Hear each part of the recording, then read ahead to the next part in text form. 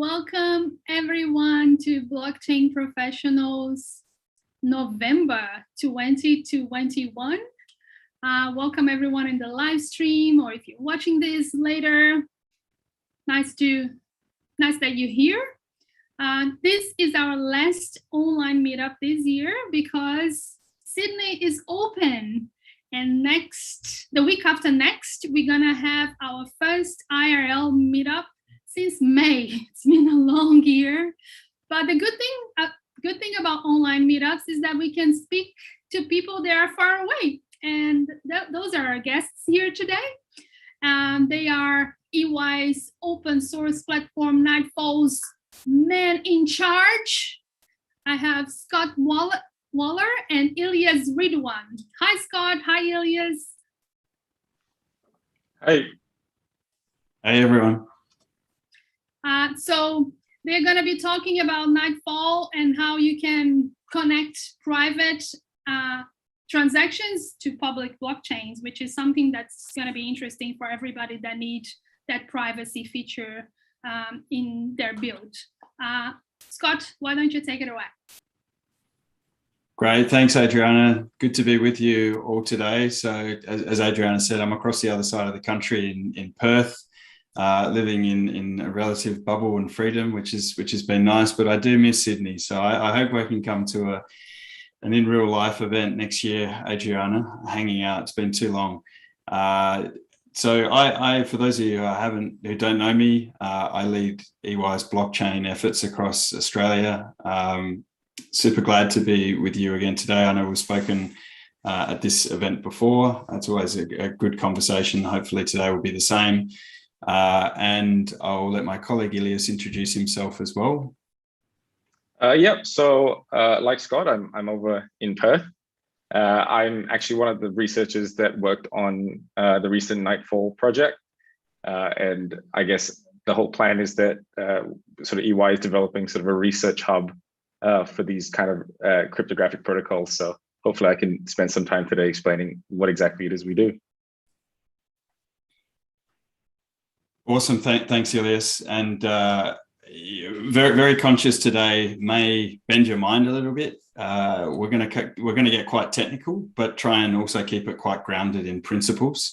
I think there is a lot of interest from the community in zero knowledge proofs. I think people are aware of some of the protocols that have been out there from day one that use zero knowledge proof as part of the protocol. And really what we've been working on is how that can be adopted for commercial transactions to help enterprise use public blockchains.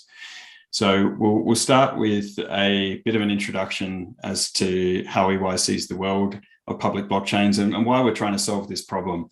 Why does privacy matter? From there, we are going to, Ilyas is going to take over and he's going to cover the background of Nightfall and go through some of the applications and use cases, and then go into some details around the layer 2 solution itself and cover some of the partnerships we've got with Polygon. All right, so let's start on some of the background and why we are focused on solving the privacy challenge on public blockchains. I think when enterprises started to look at blockchain in the beginning, public chains weren't really an option. They were perceived as not having the scalability and performance features needed, as well as not having the privacy requirements that companies were used to in terms of protecting commercially sensitive information or indeed confidential information. And so what we found is companies setting up their own private networks, but the data that's quite interesting around this is private networks really struggle to scale, and this research is taken from some statistics that Forrester had put together.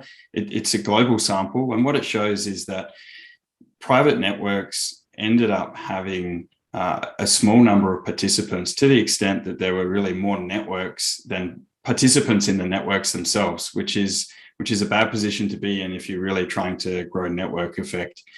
And through that research, what was also evident, and this is taken from 2020, and I expect the figures would be even stronger now when you look at the anticipated adoption of public blockchains, but all of those who had gone down the private blockchain route, that is setting up the infrastructure themselves, governing the decentralized layer with a consortium type model. Most of those players are now looking at roadmaps to get onto public blockchains.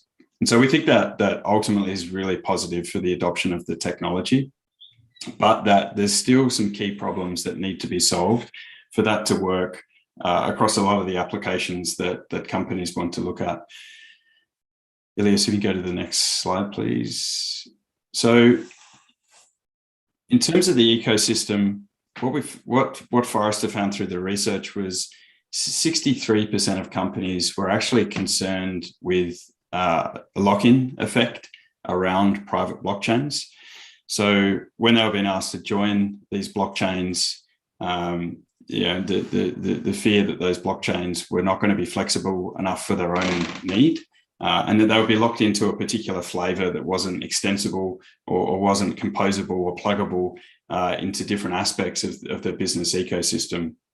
So, you can imagine with a large, complex organization, you get approached from a particular counterparty in your organization who maybe is doing an insurance blockchain and say, come and join my insurance blockchain. And then someone else comes and says, hey, come and join my financing blockchain. And then someone else comes and says, hey, come and join my logistics blockchain.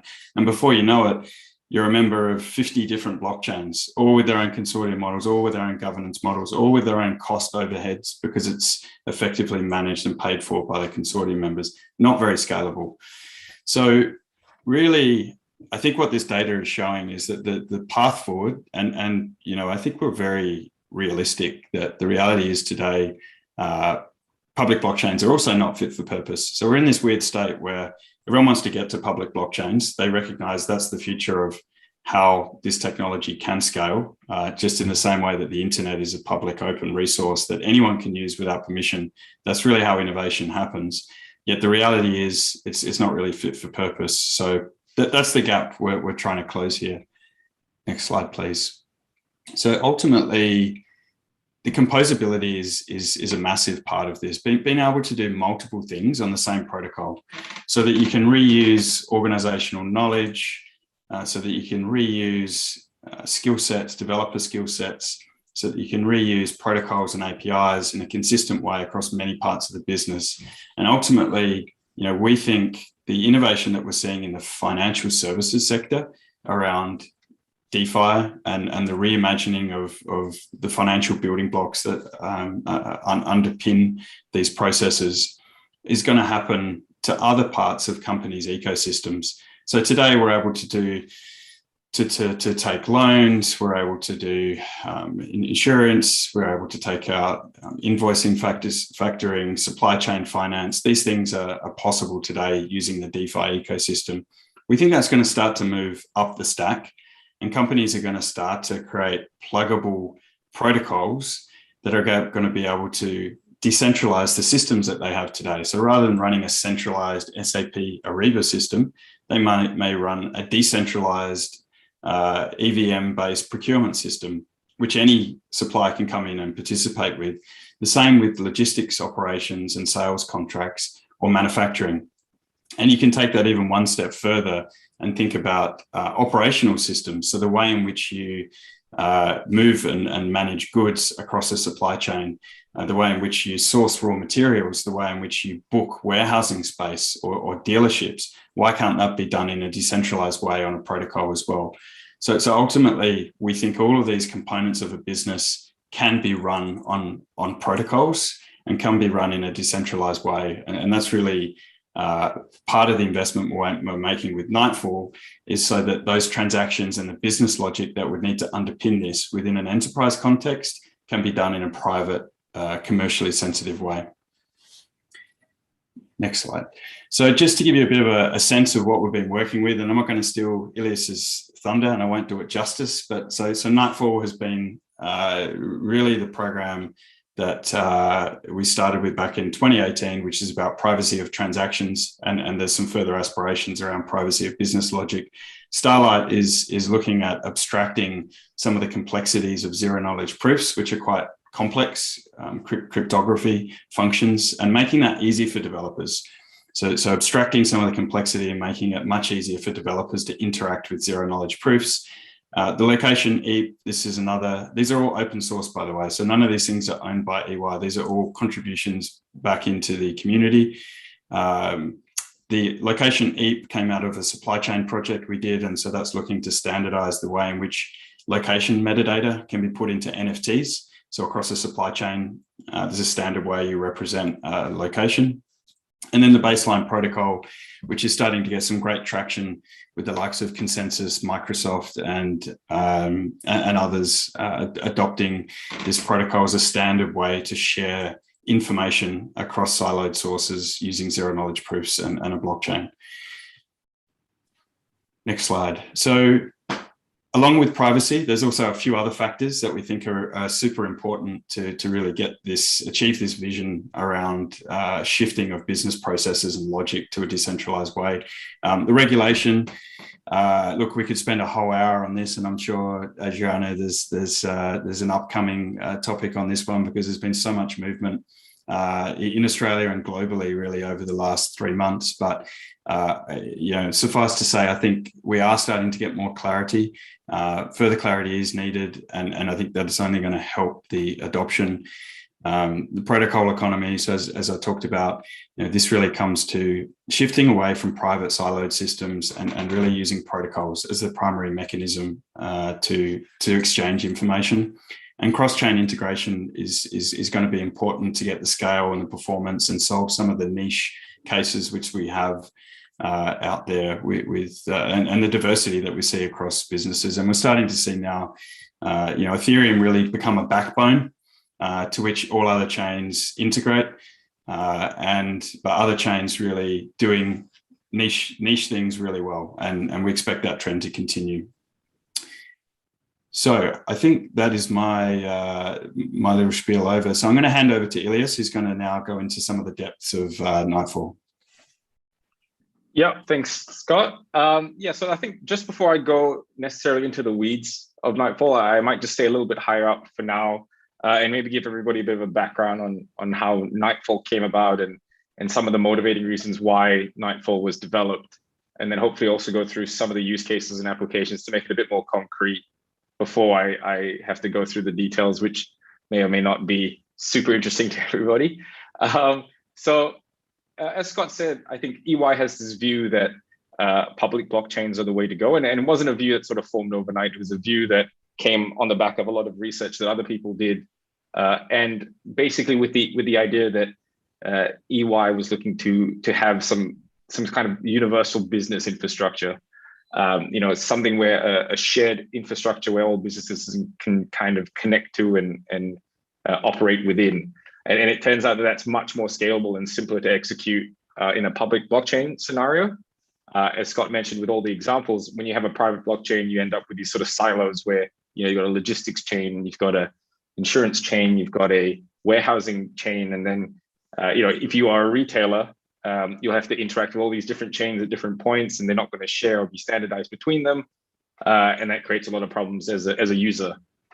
Additionally, when you get these sort of networks of networks, you get sort of the gatekeepers of those networks end up with being the ones that have all the power. So intermediaries that let you join the logistic chain will have far more power than necessarily some of the players within that chain itself. So you create this power imbalance that maybe doesn't make for a great operating environment. So I think on that basis, public blockchains has been something that EY is heavily invested in.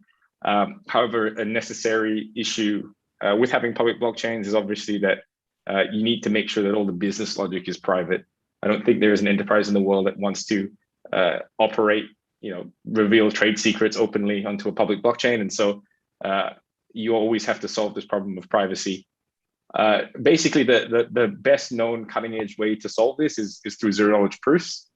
Some of you may be familiar or may have heard of it before, but it basically allows you to do some very special maths that means you can prove certain things like auditability or compliance without compromising on your privacy. I'm not going to say that we're at sort of the end of the research in private business logic. Certainly, there's a long way to go. Primarily, most of the research has been around transfers, which we've kind of nailed down now. But the sort of taking it to the next step is the big thing for everybody. It's not just an EY thing. And as Scott has sort of said, Nightfall is basically a protocol that facilitates private token transfers on Ethereum. But since then, obviously, the technology has also improved to the point where we're able to do some other cool stuff. So Nightfall itself, I think the very first version was actually talked about in 2018. The first open source, or when it actually was officially open source, was in April 2019. At the time, it was one of the first ZK transfer protocols in Ethereum. Zcash had come out a few years prior and sort of set the stage for how you could do a zero-knowledge transfer. And then subsequent to that, a whole bunch of precompiled contracts and stuff were unlocked on Ethereum to enable you to do that. So we went through sort of the first iteration of Nightfall in 2019. We had Nightfall 2, which was just basically a straight up improvement to some of the cryptographic protocols to make everything a little bit better. It was around this time that the gas cost started becoming an issue. So a lot of the work was done to reduce the gas cost. And finally, we're sort of at this Nightfall 3 stage where basically it's using an optimistic rollup to get further efficiency gains. And really, it's quite significant. It was open source in 2021 in July. And basically between 2019 and 2021, we managed to get the gas cost down 100x, which is a really great result. However, obviously the gas price itself has also gone up like maybe 10x in that time. So maybe it's an overall 10x reduction in terms of dollar cost. But that's kind of the tricky part with Ethereum sometimes, is that in times of congestion, you don't want to have very expensive transactions. So now that you guys have a bit of an idea about the sort of the background of Nightfall, I thought I'd go through some of the big applications or use cases that we currently see or have. The first major one is our partnership with Polygon. So I think it was in September that we announced that Polygon was essentially adopting the Nightfall protocol in the optimistic sense, so the Nightfall 3 standard, into their ecosystem or into their commit chain. So it'll be one of the solutions that you can use as a Polygon user alongside other ones that they have, which is sort of like Hermes, which is a non-private rollup, and then the Polygon Avail, which is a data availability service. So I think the partnership with Polygon has been really good. EY itself uses Polygon for a lot of its non-private transfers. That's because they just have much lower gas costs, much faster block time. The proof of stake system is also a little bit more easy to utilize at this point. So the relationship with Polygon has been a useful one for both parties. Their main contribution to the Nightfall sort of suite at this point is really around the usability aspect. We're looking to tightly integrate with things like their wallet integration, their validator set, which gives us a great sort of user base to have from the get-go with the Nightfall 3 stuff. So hopefully with all of this work with Polygon, we'll get a nice sort of interoperability between various services. So you could imagine that if you were a Polygon or Ethereum user, you could move into Polygon to use their Hermes solution for your non-private stuff, and then hop over to Nightfall when you wanted to do private transfers, and then come back to Ethereum when you finally wanted to leave. So it's a nice little ecosystem that they're putting together there. Another use case is in Baseline, and Scott mentioned that a little bit before. It's basically looking at the synchronization of business documents between parties, and it uses Ethereum sort of as a messaging service in order to ensure that your documents are basically in sync. And that's got a bit of interest now, especially, and we're one of the founding partners next to Microsoft and Consensus. Finally, one that probably isn't as cool as the other two, I'd say is the TaxGrid. So there's a lot of complexity, and I'm certainly no accountant here. So there's a lot of complexity and inefficiencies when it comes to international tax treaties, basically around withholding tax. And essentially, TaxGrid is a way to track the international tax treaties for a corporation or an individual using NFTs. And the way that those NFTs are transferred use the Nightfall protocol as well, because obviously we don't want anyone else to know what those amounts are as we transfer them around. So I think that in a nutshell is kind of the main use cases that Nightfall has found itself into. Again, it's sort of a protocol layer thing. So many applications are built on top of it rather than it being its own standalone product. One that I wanted to touch on a little bit in more detail recently is a funding platform that we're building for a major energy provider as a client. And essentially what they wanted was a secret ballot for users to be able to donate to climate projects. So they put up a set of climate projects and users would donate, and they would provide a matching set of funds for the projects based on what each project got. The matching model was actually a quadratic funding model, which is a very interesting model in itself. Probably could spend an entire talk talking about quadratic funding, but I won't. But essentially how this worked was a user would log in or join or go to the web page, and then from their MetaMask account, they would essentially send the funds to an on-chain DAO. And those funds are actually transferred using the Nightfall style protocol.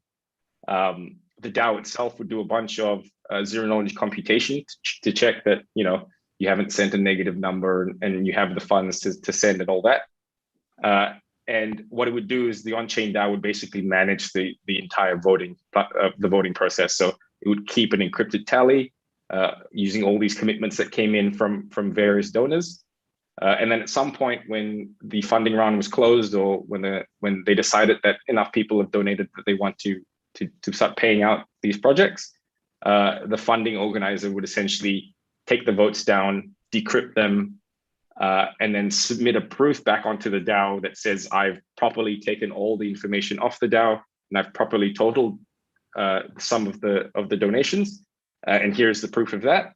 The DAO will check that proof and it will let everybody else check that the funding organizer has actually tallied everything correctly. And so when the payout happens, you know that your funds or all the funds are properly included in the payout, and B, that the organizer has properly sort of attributed the matching contributions.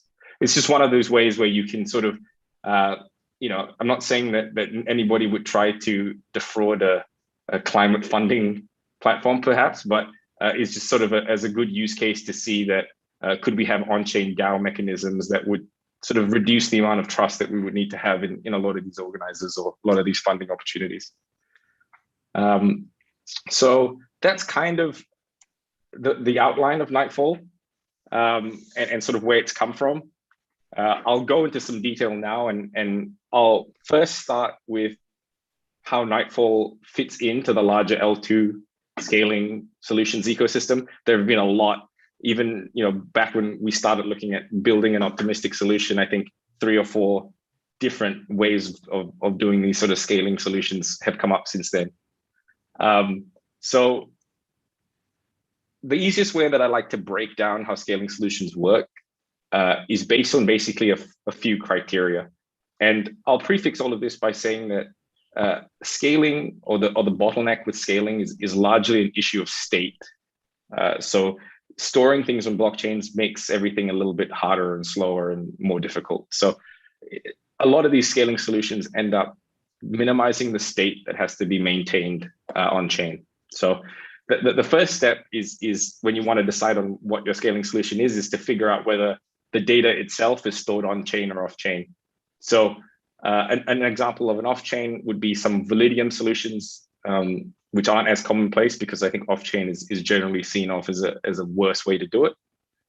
Interestingly enough, side chains kind of fit into this in between on chain and off chain. So I've sort of left side chains out entirely, but when you have on-chain data availability, it means that the actual transactions and blocks that you make off-chain are sort of committed back to the Ethereum mainnet in this sense at some point. Usually it's stripped back, so you take away a lot of the unnecessary data or you make everything a bit more compressed so that you take up less space on-chain, but you still are storing something on-chain. Now, off-chain solutions tend to have much higher transaction per second throughputs. So I think the Validium ones can do about 20,000 or 30,000, but they come with a lot of trust assumptions that you have to make, including the risk that your funds get stolen, essentially. So I think that the ecosystem as a whole has gravitated towards on-chain data availability. The next one is the rollup implementation. So there's 2 main styles of rollups. There's what people call the ZK-Rollups, and then there's Optimistic Rollups. The names aren't very good, especially the ZK one, because the ZK portion, which stands for zero knowledge, doesn't actually have anything to do with privacy. They're using a different property of the zero knowledge proof, which is the succinctness property, to make sure that you can do the rollup. So it does the rollup using the succinctness property. In an optimistic rollup, you basically rely on fraud proofs. So you would have heard from a lot of big optimism and all that. They use the fact that they'll assume that the transactions are good and not bad, and rely on a set of challenges or a set of enforcers to check whether the transaction is bad. And if it is bad, they'll provide a fraud proof that rolls back that portion of the chain.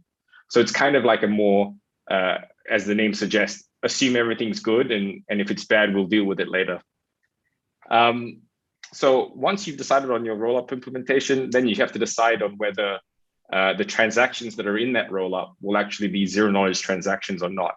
And in this case, the zero knowledge transaction is actually the privacy aspect. So are you going to operate on a private transfer, or are you going to operate on non-private transfers?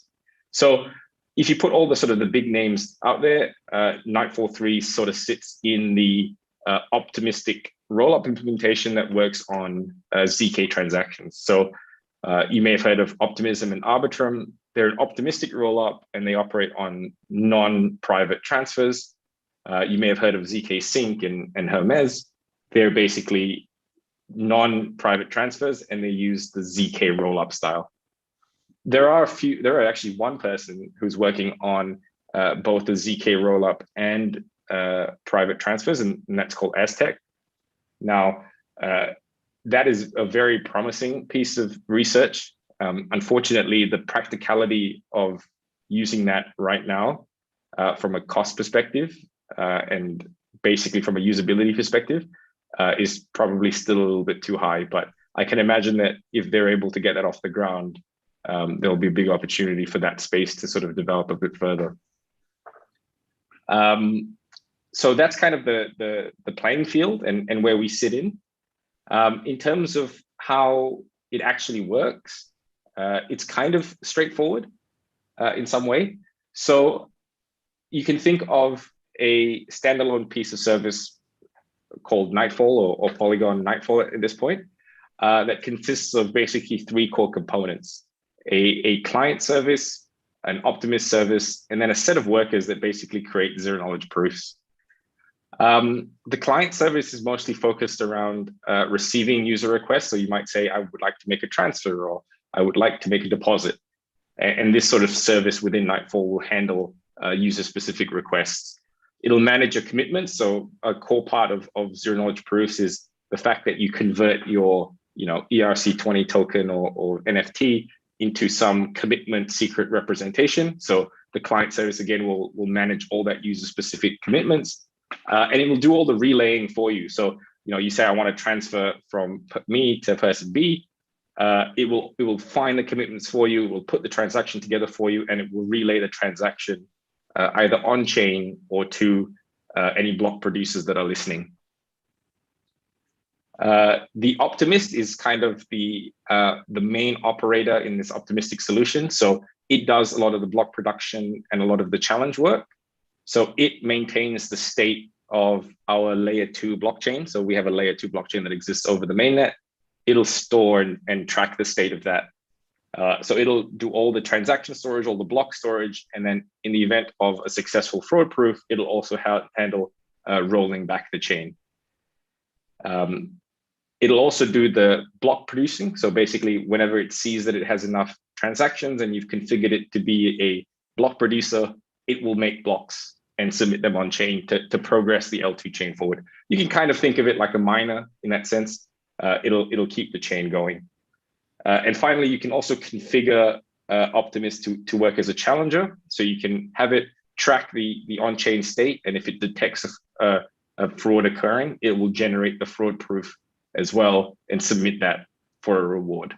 And we'll go through how they kind of interplay in a second.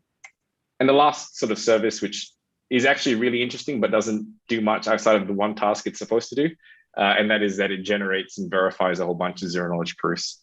The reason why they're sort of kept as separate entities or services is that you want to be able to scale up the amount of proof generators you have. You may want to do 3 or 4 transactions, so you want to make sure you can scale up how many people are, or how many services are actually doing proof generation.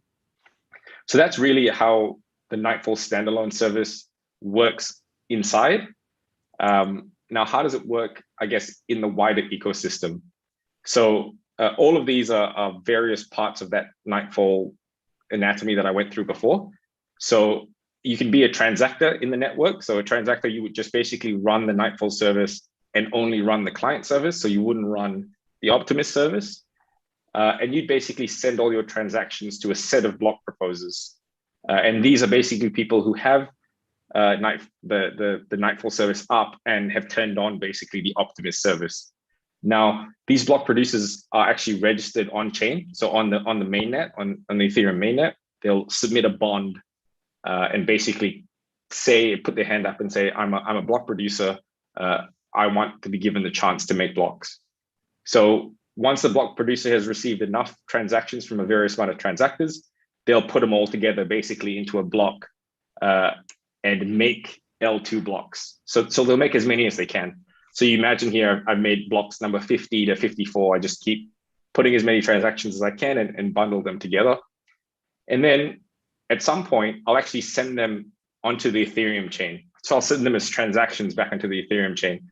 This is a super important part because it does 2 things, which is 1, it restores the data availability to being on chain. So if you were a transfer and you weren't sure whether a block producer had added your transaction in, you could always go back to the Ethereum chain to check. So you always had that verifiability. The second part is that committing back to the Ethereum chain gains us the consensus and the security considerations from the Ethereum mainnet. So you can think of a lot of side chains as running their own consensus mechanism. We believe that it's better to rely on the consensus and security from the Ethereum network itself. So it's important that we commit back. The important thing you can see here as well is that you can have multiple L2 blocks within one Ethereum block. And that's because the L2 blocks themselves are very much compressed down. I think in theory, based on the size of each L2 block, you could in theory put 40 L2 blocks into an Ethereum block. And each of those L2 blocks can have roughly 32 transactions within each of them. So you can imagine that you can get 32 times 40 transactions worth inside an Ethereum block. So once the sort of the block proposers have made their blocks and those blocks have found their way into the Ethereum mainnet, there's a whole bunch of contracts on the mainnet that does basically the big state management. So it manages the state of the L2 blocks. So it makes sure that it tracks what L2 blocks have been submitted on chain. It manages the proposers. So if you want to register yourself as a proposer, you actually have to make an on-chain transaction to the contract. It'll also do removal of proposers. So if you're challenged, if you make a bad block and someone challenges it, it will evict you from the proposers queue as well. And it also does all the challenge verification and acceptance. And this is another important part. So let's say one of those blocks was bad. I've double spent, or as a proposer, I haven't constructed the block properly. There's another group of people that are challengers that also run the Nightfall service, but configure it to be a challenger. They can detect that issue or that fraud. They can construct a proof that shows that fraud or that block is invalid, and they submit it directly on chain to one of the contracts. And that contract will actually run the verification. So it will take the fraud proof that you've given it, and it will run it to see if that state was invalid. And if it was invalid and you were right to challenge it, it will evict that proposer. It will pay you the reward, which is the proposer's bond, and it will roll back the chain. So it'll fix the chain up. Now, the fact that the chain can roll back obviously implies that there is a degree of instability to the chain.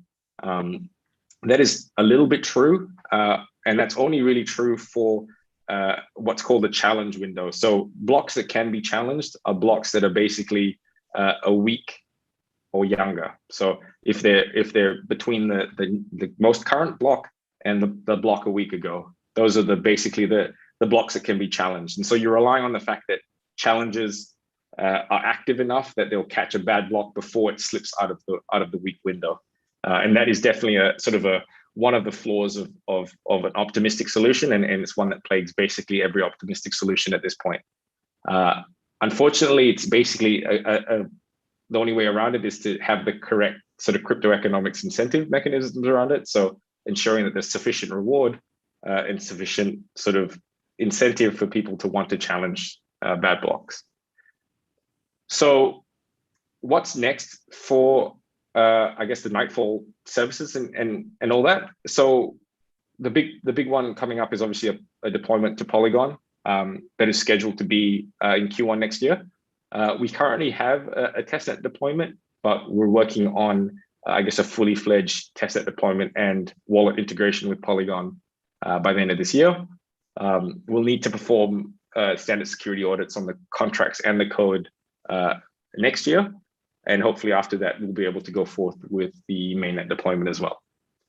So that's basically all I had. Hopefully that made sense to everybody.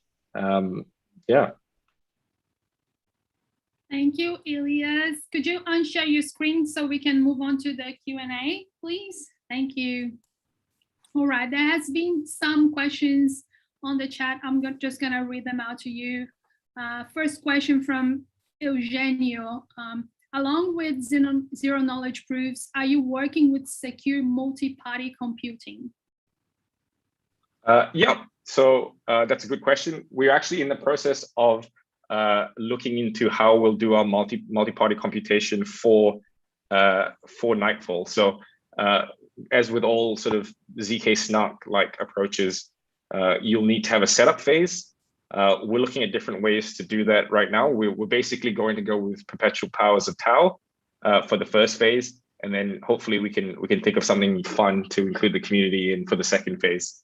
But yeah, so multi-party computations are one of the other things that we're looking at as well. Awesome. I love that part of including the community. That is great. Okay, so SPBLE asks, so in theory, the chain takes 1 week to confirm any transactions, and that is something that I had noted as well. How long does it take between layer 1 and layer 2 to be confirmed? Yeah, so that's correct. So actually you can spend anything. So if you want to spend within the L2 chain, and this is not something unique to us, I guess it's also an issue with moving funds between Polygon bridges.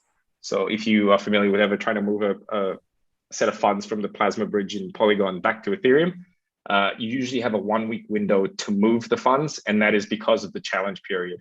Now, there are ways to get around this.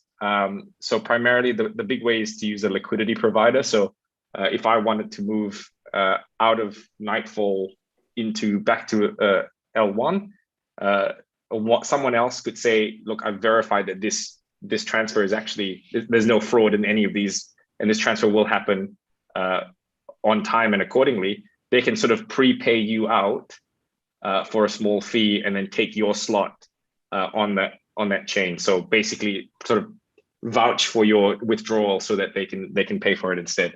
So it is. I call it a soft limit. The 1 week is kind of a soft confirmation time, I'd say. Okay, that's great. Another question that I had, like going back to your slide where you had your layer 2 and Ethereum as layer 1 at the top, and looking at your future roadmap, do you think you'll be plugging that into other chains as well? Because it seems from the diagram that will be kind of simple, but maybe not so much. Yeah, so it is part of the roadmap. So what's going to be interesting is we're still working with Polygon to understand how we could do something like that directly into Polygon. So you imagine that Polygon itself obviously already has a set of block proposers that are already validators. So it'd be cool if you could be a Polygon validator for the Polygon chain, and just because you are that as well, you're also a validator for the L2 Nightfall chain. And that makes everything a lot easier because we can rely on the bonds from the Polygon chain. We can rely on some slashing conditions from the Polygon chain. It just makes everything more seamless rather than having someone trying to figure out, am I a validator for this or not? So I think in short, you can just plug and play it into any sort of abstraction because it exists in sort of an L2 state. You can probably just plug it into any different L1 chain at this point. Yeah. As long as they are on the EVM. Correct. Yeah. So as long as it's an EVM compatible chain. Yeah. All right. Another question from Spiebel, which is now I know it's Luke. Hi, Luke. When you say the chain rolls back, that only rolls back the one transaction, right? Not the whole chain. No, so it will roll back the blocks. So it rolls back the blocks, but all that does is no one actually loses money. What will happen is basically the transactions will go back into sort of the L2 mempool. So you necessarily have to roll back the chain because obviously you need to undo state that may have been modified by the bad transaction or the bad block. The idea is that the cost is so high, and at this point we're thinking it's going to be about 10 ETH for the bond. So the cost of making a bad move is so high that that should be sufficient condition to sort of dissuade anybody from making bad blocks in the first place. All right, that makes sense. Okay, so maybe this might be a question for Scott, and that's another thought that I had while you guys were presenting. So this uses a lot of zero-knowledge technology, and there's this perception that privacy on blockchain equals bad actors. So how do we go about changing this narrative, Scott? Have you guys thought about how we're going to tackle this problem? Yeah, it's an interesting one, right? And I think a lot of through some of the regulation discussion recently, this has come up again, right? Around things like Monero and how governments are looking at private transactions. I mean, I think ultimately the reality is that the protocol is going to need to exchange private information, just like in the telecommunications sector, we encrypt data today to communicate cross borders, and we have protocols and ways and means of doing that. How governments are going to step in and potentially want the keys to undo that, to be able to get at transactions. You know, given particularly in this country, the way that some of the legislation has gone of late, and this is not specific to blockchain, right? This is traditional tech stacks as well. I fully expect that there is going to be a dialogue around that. So, I mean, really, I don't see, you know, this particular challenge being any different around bad actors with other technology that's out there. Ilias, don't know whether you have a view on that as well. Yeah, I mean, I think part of that view, or that construction of that view, comes from, I guess, what we're used to now as zero knowledge protocols, which is essentially just transfers, and people associate that with people trying to money launder and all that. But really, the transfer part is such an early point of zero knowledge proofs. It's just a basic component of it. And if you really unpack how a transfer works, it's just following a set of rules. You know, that the inputs to this transfer, you know, the sum of the inputs match the sum of the outputs, for example, right? You could foresee a situation where the transfer itself is more complicated, and that you can make certain statements like the transfer is compliant. You know, it's compliant to other sets of rules, not just the sum of inputs and outputs. That perhaps it's compliant to anti-money laundering laws. You know, maybe there's a source of provenance in the funds that have to be included as part of the transfer. I think as we increase the efficiency and the capability of the zero knowledge protocols and zero knowledge design, transfers become more varied and more complex. That allows for a whole different set of rules rather than just A to B, please transfer this money. So I think that'll sort of solve a lot of that problem, because that you know, compliance part will sort of be baked in. And I suppose the other point in an enterprise context is that at some point we'd expect companies to be taking information and transactions and actually representing them off chain as well, in their accounting systems, in their ERP systems, in the traditional stack. And so from that perspective, you know, there'll be the ability to actually verify the state that is held in an unencrypted on-prem or cloud traditional stack and what's actually on chain. So you may not need the keys to unpick the ZKP, you may be able to actually prove that those two things are the same, and therefore they can be audited in a traditional sense. All right, another question from Luke Elias, going back to his previous question about not rolling back the whole chain. He says, but that doesn't mean an attacker can intentionally make a bad move to undo other moves. I mean, it will cost them, right? Yeah, so you cannot, so the chain won't roll back the whole week. It only rolls back to the start of the bad block. So you couldn't undo, like if I wanted to do something bad, I couldn't undo set like a week's worth of blocks, because the bad block that I put on the top is the point at which the rollback will stop at. So What if I'm a very patient attacker and I do that a week before? So the idea is that if you make a block, so the two parts of that is usually what will happen, given the current incentive mechanisms, is as soon as a bad block happens, basically every challenger is in a race to try and prove that it's bad. So the only way that you could get that is if you submitted a bad block, but then no one challenged it for a week. The current operating protocol is basically when a bad block is detected, all the challengers basically swarm on it, and every block producer stops, because they don't want to put on a block, and it costs them money, obviously, to put blocks onto the chain. They don't want to build on top of a bad block, because they'll know that when that challenge happens, their blocks will also get thrown away. So the only part of the blockchain that's pruned is from the bad block onwards. Nothing that came before the bad block is ever rolled back. So you don't, typically we see rollbacks that occur only on basically one block deep. You never go far back as far as a week unless something otherwise has happened, but that would be very unlikely to happen.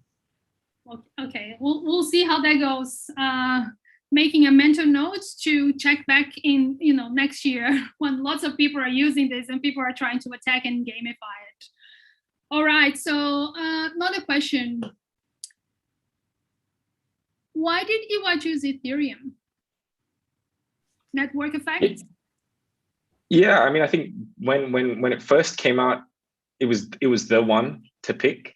It definitely has a lot of the privacy tooling now existing on it, and people have tried to do a lot of developing tooling has helped in terms of getting stuff on there.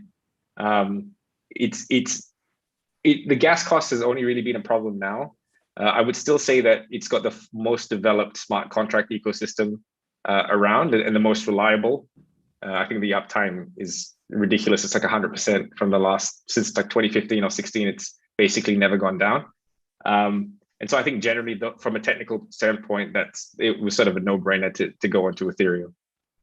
Yeah, I think in general, and that's not just for our private applications, that's also for our non-private applications. So stuff we're doing in the supply chain space, or some of the government applications or procurement use cases, we also take a view that's all of those applications are built on Ethereum. And as you said, Adriana, the network effect is hard to look past. I think it's fair to say that there's other chains out there now that have a much greater usability, perhaps much greater speed, performance, throughput, and do some other aspects really well.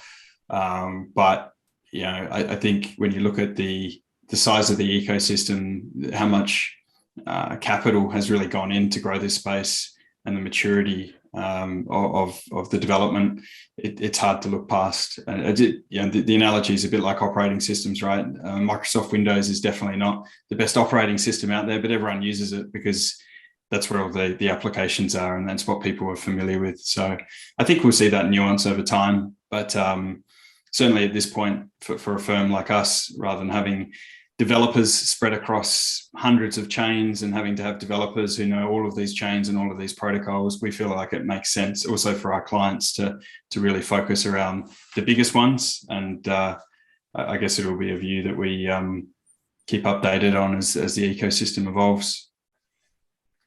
And why did EY choose to open source Nightfall? Good question.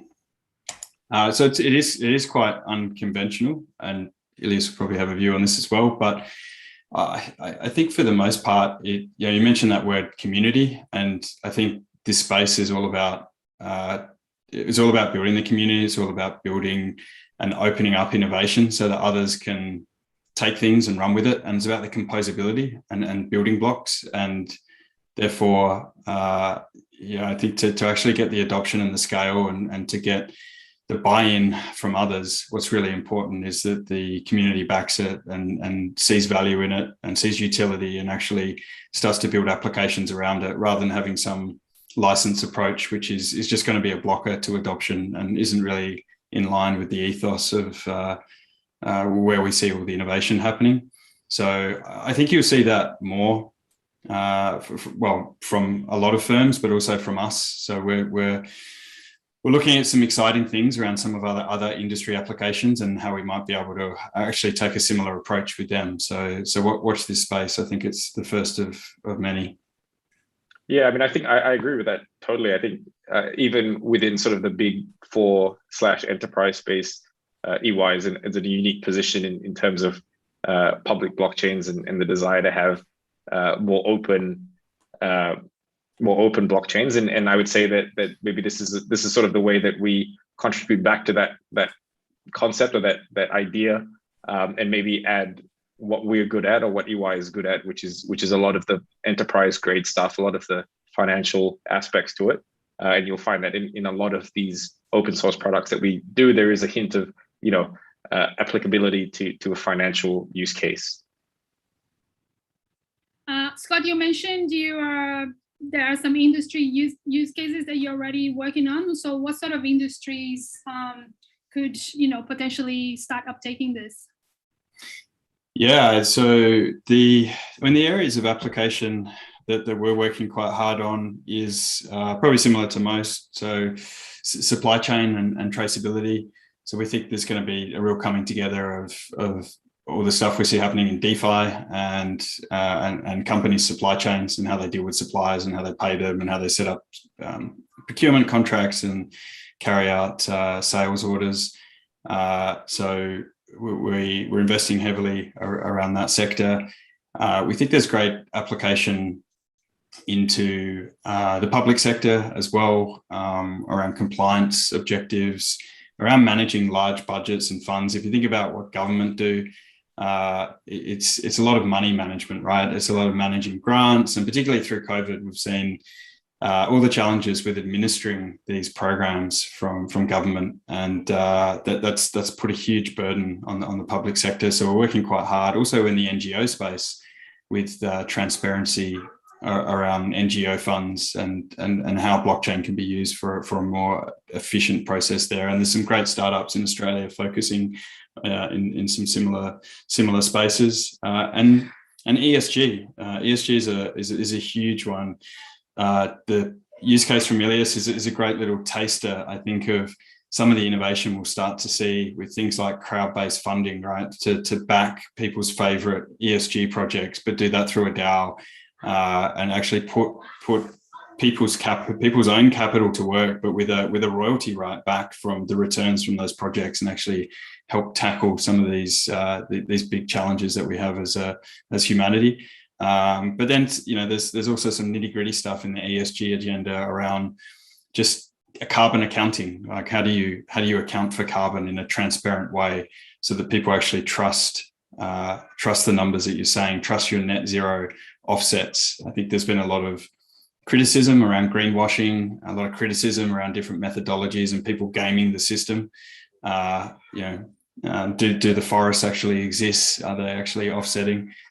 So that's also another area we're really excited about, to bring this technology to help solve some of those challenges. All right, so let's all watch this space and see on-chain / off-chain transactions flourish. All That's right. the idea. How can people get in touch with you? I know there'll be some follow-ups from looking at the chats. Yeah, LinkedIn's probably the best. So yeah, hit me up on LinkedIn. Ilias is on there as well. So always open to conversations around the subject matter. Always great to hear what others are up to as well. Thank you, guys. I will add the link to Ilya's presentation in the description so you can review it later. Thanks for being on the chat and being active. Thanks, Luke and Eugenio, for your questions. As I said, the next blockchain professionals will be in person. We'll be in Sydney at the Startup Hub. We'll be talking about how to keep your crypto safe and how to identify scams. I think that whenever there is a bull market, there's always an increase in the number of scams. So we're going to try and do a light education piece around that. So see you in 2 weeks, and thanks for joining us. Have a good one, y'all. Thanks, everyone. Bye.